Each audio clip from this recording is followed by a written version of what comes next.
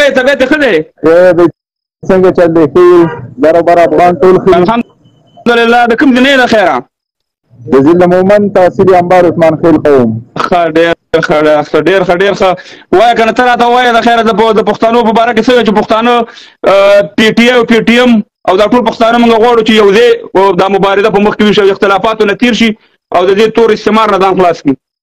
زموږ چې کوم منشن دی د فخر افغان باچا خان بابا چې هغه زموږ په قدرمنده خاوره کې چې کوم دفن دی موږ خو په هغه پارټۍ کې ژوند کوو. زموږ دا خواهش دی چې ټول پښتانه رايو شي. دا چې موږ منشن خو د هغه د سوچ سره غداري کول دي ضروري خان بابا د سوچ سره زموږ دغه ناره ده چې لر او بر پښتانه دا چې کوم دي د ټول یو شي په انسان وژنه باندې موږ کار چې غم نه کوو چې په موږ چې څوک کوي کوم ټول مر کشمیر او دې زموږ ناري وایي هغوی موږ نه دی وایي.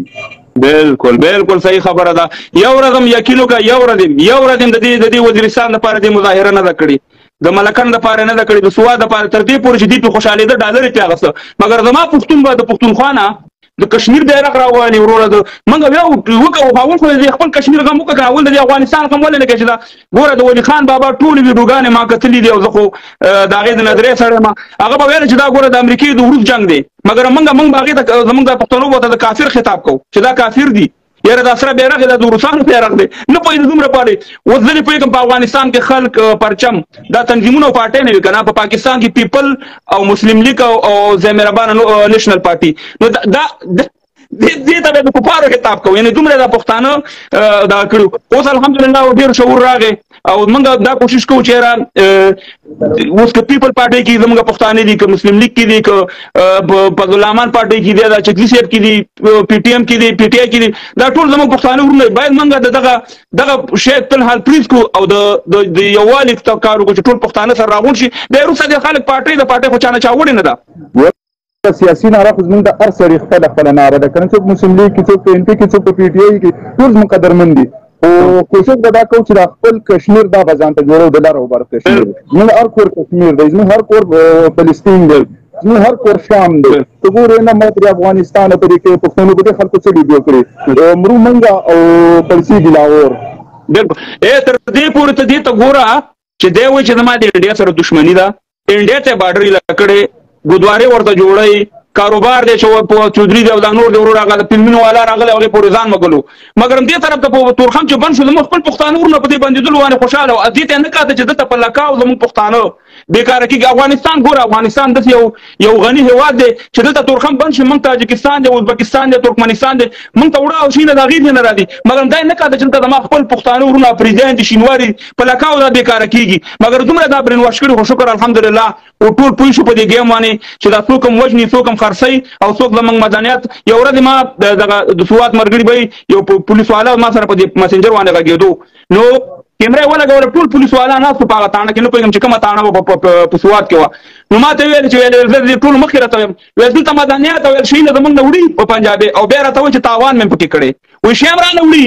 مدنیات هم رانه وړي او راته وایي چې تاوان مې پکې کړی وایي زما د کور نه شی نه غلا کوي نو خپل پټی مې دی خپل جایداد مې دی پنجاب یې رانه وروره په ښکاره باندې په پرڼو سترګو غلا کوي او موږ دلته زندهباد چغې واله چې دی مهربانه پنجاب زما ورور دی وروره لاړې تباه او برباد یې کړي دې حد ته یې راورسولې چې نن هر پښتون زه خبرېږم ته هم خبرې چې هر یو پښتون دا کوشش کوي چې خارج ته لاړ شي مزدورۍ ته دوبۍ ته لاړ شي قطر ته لاړ شي ځکه کاروبارونه هلته خرابېږي او مزید یې پنجاب وکړي هر شی نه هلته وروره فعال دي هسپتال یې وګورئ که نور نظام یې وګورئ ته به نه وایې چې ګنې دا پاکستان دی مګر دلته زه همیشه دا خبره کوم چې کله پاکستان ازادېدو چې ازاد دی نه دا دروغ دي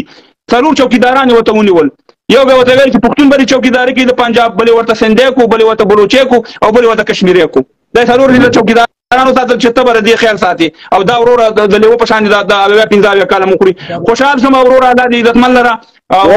نور ملګري به هم راوړه مهرباني چې دغه خدای څنګه څوک چې وطن جوړوي که نه اوس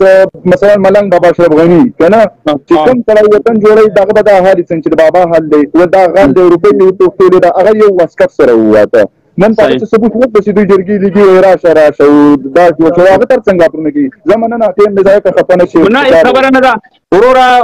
بس تېر شوي دي انشاءالله وایي تېرې چپې هېرې که راتلونکي چپې شمار هغه یو خداندره ده که نه اوس هغه خو ته خیر شوي دي اوس به انشاءالله دا فکر کوو چې پښتانه بیا ونه غولېږي بیا یې خرڅ نه کړي دنیا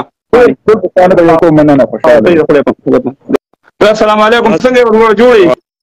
وعلیکم سلام کموال صاحب څنګه چل دی ښې جوړې ډېر وخت نه تقریبا د باجوړ د وخت نه 15 کال نه ستا دغه مبارزه ګورو ډېر څه نه زده کړل او الله رب العزت یې وکړي چې دغه رنګه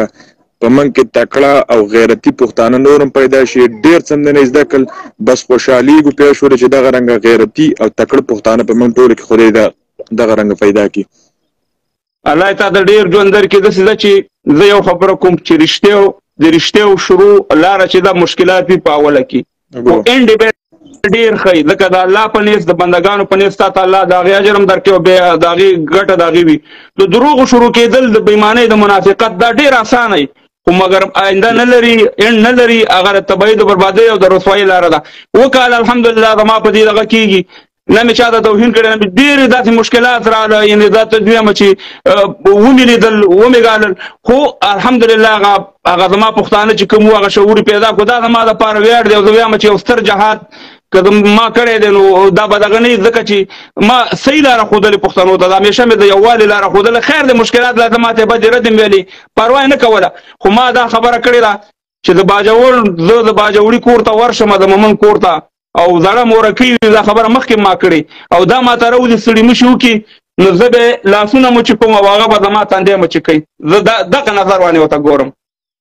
بس موږ ټول هم دغه رنګه بې په من کې خلکو پیدا کړي دي او زه ته یوه خبره صرف کوم د ټیک ټاک په خلکو پسې به نه ځې دغه رنګه د کې چې څومره خلک دی ډېر څه نه زده کړل پوه شولې نو بس غواړو چې دغه رنګه خپلې مبارزې ته دوام ورکړي او یو دویمه خبره دا ده چې الحمدلله زه د ډېر وخت نه ګورم کانزا دی ونه کړي پوه شو په دې خبره باندې زه ډېر خوشحاله یم چې الحمدلله تر نن تاریخه پورې ستا د خولې نه من کانزا وانه اورېدلې پوه شولې نو الله رب العزت هم دغه رنګه لره الله دې صحت درکړي پوه شولې او همیشه به دې په دعاګانو کې یاد ساتو او وخت یې نیسم پوه شو د ډېر وخت نه دې ګورم ما ته په شخصي کې میسج کړي دي پوه شو خو کتلي دې نه دي او ښه وخت ولري ښې شېبې ولري په خدای دې سپارم زه مسنجر نه ګورم او همداسې ځکه چې مسنجر کې میسجونه ډېر راځي که بیا ته ټولو ته جواب ورنکړې مرګړي خبر مسنجر مې بند کړی خو بعضې مرګړي هغه واتساپ نمبر مې ورکړی شخصي کې رابطه را سره کوي یو خبر به ته وکړم خبره بیا ته لاړ شه ما نه یو مرګړي ډېر میسج کول ما واتساپ نمبر راولېږه نو ما ورته واتساپ نمبر ورولېږلو د خیبر پښتونخوا په سعودي کې ژوند کوم نو ما ته یې ویله چې قسم په خدای دې وایي ګل خان یم خو ته راوانې ګرانې ما لیولې وایي ته را حقیقت خبرې که دا د 3 کاله مخکې خبره ده خوشحاله احوال لري ښه وخت ولري دی اوس یو سلامونه قبول کړه دلته ما سره د اپشن نه راکړي چې دغه کوم